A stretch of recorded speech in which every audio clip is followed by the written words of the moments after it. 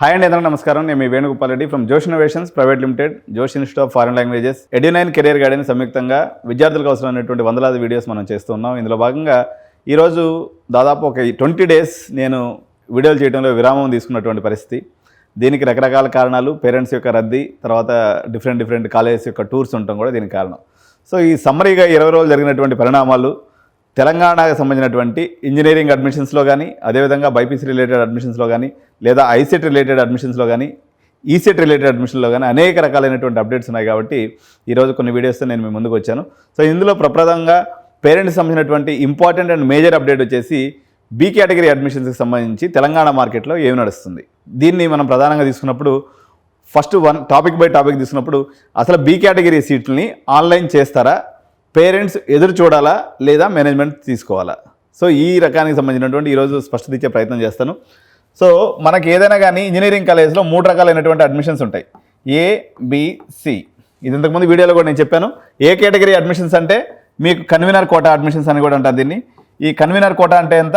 70% of the seats. అంటే ఒక కాలేజీలో 100 సీట్లు ఉంటే 70% సీట్లని ఏ కేటగిరీ లేదా కన్వీనర్ కోటా అంటారు. బి కేటగిరీ సీట్స్ అంటే 15%. అంటే 100 సీట్లు ఉంటే 15 సీట్లని బి కేటగిరీ సీట్లు అంటారు. సి కేటగిరీ లేదా ఎన్ఆర్ఐ కేటగిరీ అంటారు. దీంట్లో మనకి 15% సీట్లు ఉంటాయి. గత సంవత్సరం వరకు ఏ కేటగిరీ సీట్ల యొక్క పర్యవేక్షణ మాత్రమే గవర్నమెంట్ టీఎస్ ఎఫ్సెట్ కౌన్సిలింగ్ ద్వారా చేసేది. రిమైనింగ్ 30% సీట్స్ని కాలేజీ వాళ్ళు వాళ్ళ ఇష్టానుసారం అమ్ముకునేవాళ్ళు. అయితే లాస్ట్ ఇయర్ ఒక చిన్న పరిణామం జరిగింది. ఒక స్లైడింగ్ అనేటువంటి ఆప్షన్ పెట్టి అది ఏ కేటగిరీలో అడ్జస్ట్మెంట్ చేశారు తప్ప బి అండ్ సి కేటగిరీ జోలికి రాలేదు.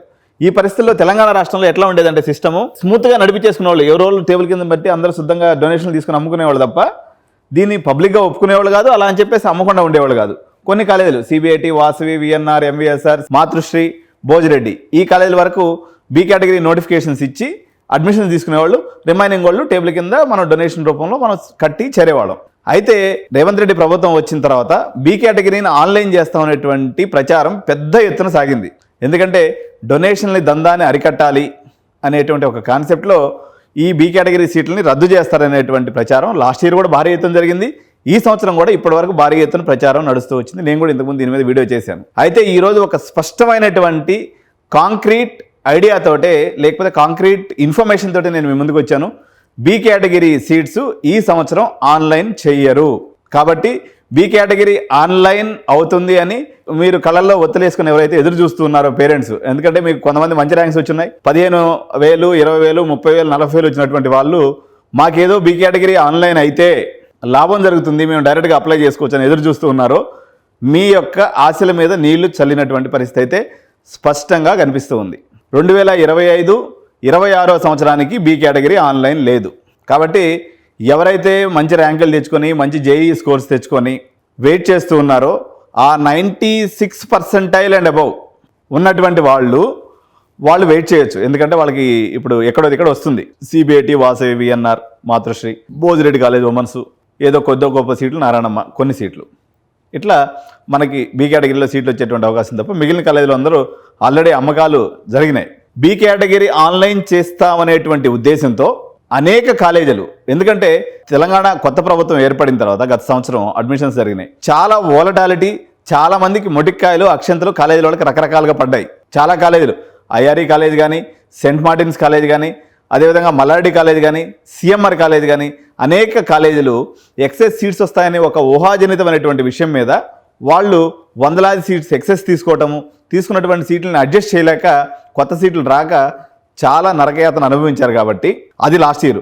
అంతకుముందు సంవత్సరం తీసుకుంటే శ్రీనిధి యూనివర్సిటీ, అదేవిధంగా గురునానక్ కాలేజ్ యూనివర్సిటీ వాళ్ళు భారీగా గాయపడినటువంటి పరిస్థితులు చూసుకొని ప్రభుత్వం పూర్తి స్థాయిలో నిర్ణయం తీసుకునేదాకా బీ కేటగిరీ ఆ 15% ఎన్ఆర్ఐ అయితే నింపుకుందాం, కొరవ 15% ఏదైతే ఉందో వాళ్ళు డెసిషన్ చెప్పినప్పుడు నింపుకుందాం అనే ఉద్దేశంతో టాప్ 20 కాలేజీలో ఆపి పెట్టుకొని ఉన్నారు. కొన్ని కాలేజీలు అయినటువంటి ఉదాహరణకి ఇప్పుడు అసలు టాప్ కాలేజెస్లో బీ కేటగిరీ మార్కెట్ ఎక్కడెక్కడ నడిచింది అని చూసుకున్నప్పుడు ఒకవేళ ఇప్పుడు జనరల్గా గోకరాజ్ కాలేజ్ తీసుకుందాం ఎగ్జాంపుల్. గోకరాజులో ఒక 30% మార్కెట్ జరిగింది. వీళ్ళు ఏం చేశారంటే సేఫ్ సైడ్గా బిలో 30,000 ర్యాంక్ ఎవరికైతే ఉన్నారో 14 లక్షల డొనేషన్ మీద ఈ సీట్లు అనేది తీసుకోవడం జరిగింది. ఒకవేళ బీ కేటగిరీ ఆన్లైన్ చేసినా వీళ్ళ చేత అప్లై చేద్దామని అనుకున్నారు. మరి అది ఏం లాజిక్, ప్రాపర్ లాజిక్ కాదు ఇది టెక్నికల్గా మాట్లాడితే. కానీ ఈ రకంగా అయితే అడ్మిషన్స్ అయితే తీసుకున్నారు. 15,000, 20,000 ర్యాంక్ వచ్చినటువంటి వాళ్ళు. అదేవిధంగా బీవైఐటీ కూడా కొన్ని సీట్లు తీసుకున్నారు. నారాయణమ్మ వాళ్ళు కూడా కొన్ని సీట్లు తీసుకున్నారు. ఇక సిబిఐటి, వాసవి, విఎన్ఆర్ అయితే ఇంతవరకు ఏమీ స్టార్ట్ అవ్వలేదు.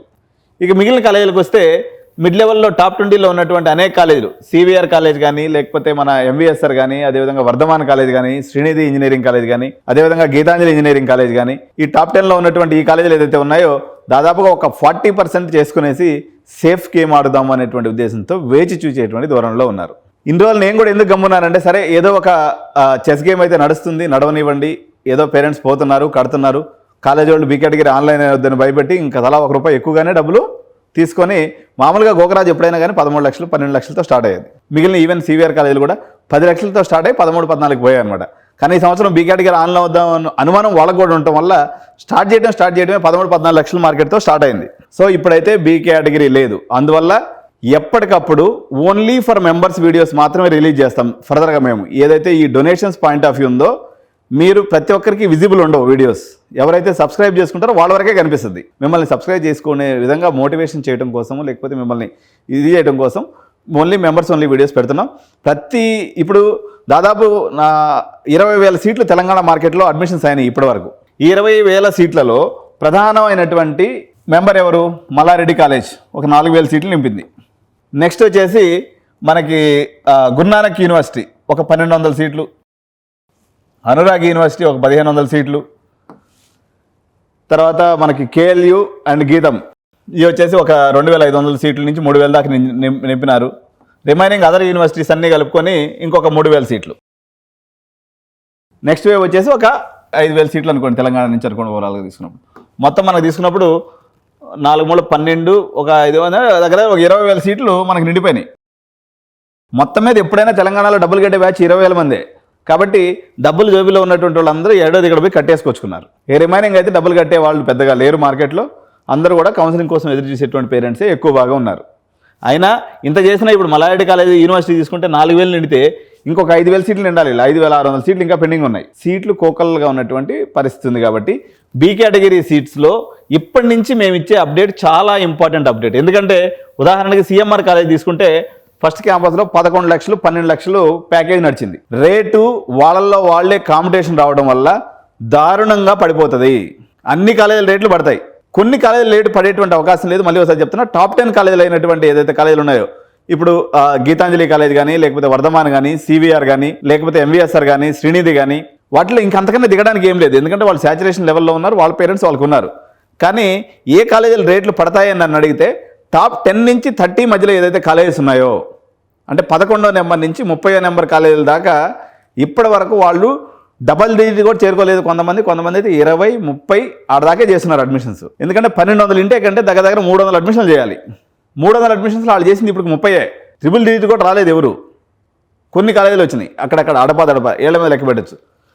ఓకే, సిఎంఆర్ సెకండ్ క్యాంపస్లో ఒక 100 చిల్లరాయిని, ఫస్ట్ క్యాంపస్లో ఒక 100 చిల్లరాయిని ఆడ తీసుకున్నట్లయితే, ఐఆర్ఈలో ఒక 100 చిల్లరాయిని. మిగిలిన కాలేజీ వాళ్ళందరూ లాస్ట్ ఇయర్ ఏం జరిగిందంటే, ఈ రేవంత్ అన్న ఎప్పుడైతే ఈ 5,000 సీట్లను వడిచి పట్టుకున్నాడో, లేని వానపాము కూడా డొనేషన్ పెట్టి అమ్మింది సీటు. ఈ వానపాములన్నీ ఇప్పుడైతే బుడ్డ కాలేజీలు ఉన్నాయో ఇంకా కూడా లాస్ట్ ఇయర్ లాగా వసద్దేమో అనేటువంటి ఆశతో ఆవురావురంటే ఎదురు చూస్తున్నారు. కానీ వాళ్ళు ఆవురంటే ఎదురు చూసే పని వృధా అయిపోతుంది తప్ప సీట్లు అయితే వచ్చే పరిస్థితి లేదు. 11వ కాలేజీ నుంచి 30వ కాలేజీ దాకా దారుణంగా రేట్లు పడేటువంటి పరిస్థితి ఉంది. ఇప్పటివరకు నేను ఎప్పుడు చిన్న కాలేజ్ డొనేషన్స్ గురించి ఈ సంవత్సరం మాట్లాడలేదు. కారణం ఏంటంటే, వాలటైల్ సిచ్యువేషన్ ఉన్నప్పుడు మాట్లాడినాం అనుకోండి, ఒక్కసారి బిస్కెట్ అయిపోద్ది. అంటే మనం 10 లక్షలు కాస్త 15 లక్షలు అయింది అనుకోండి, వేణుగోపాల్ సార్ మీరు చెప్పారు, వాడు ఎక్కువ చెప్తున్నాడు రేట్ అని చెప్పి నా మీద పడతారు. అందుకని నేను ఇప్పుడు దాకా పట్టించుకోలేదు. కానీ ఇప్పుడు ఏమి ఆర్డర్ ఉంది? Descending order. మన విమానం టక్కన కింద పడిపోయినట్టుగా ఇప్పుడు మన రేట్లన్నీ కూడా పడిపోతూ ఉన్నాయి తప్ప పైకి లేసే పరిస్థితి అయితే ఇక మీదట లేదు. పేరెంట్స్ ఆందోళన లేకుండా నిమ్మలంగా ఉండవచ్చు. ఇంకా చాలా మార్పులు వస్తున్నాయి. ఇప్పటివరకు మనం చేసినటువంటి వీడియోస్లో ఎప్పుడు కూడా మనం క్రీమీ లేయర్ని ఉద్దేశం చేసుకుంటూ చేసినాం. చిన్న కాలేజీల యొక్క వీడియోస్ ఎప్పుడు కూడా మనం జూన్ 20వ తారీఖు అట్లా స్టార్ట్ చేసుకొని ఆగస్ట్ 20వ తారీఖు దాకా చిన్న కాలేజీ వీడియోస్ కూడా చేస్తాం. ఎందుకంటే మన ఎడ్యునైన్లో మీరు గమనిస్తే 4 సంవత్సరాలకి ₹1,00,000 అయినటువంటి వీడియో నేను 2022లో అప్లోడ్ చేసిన. విపరీతమైనటువంటి చేసిన అంటే 25,000 సంవత్సరానికి.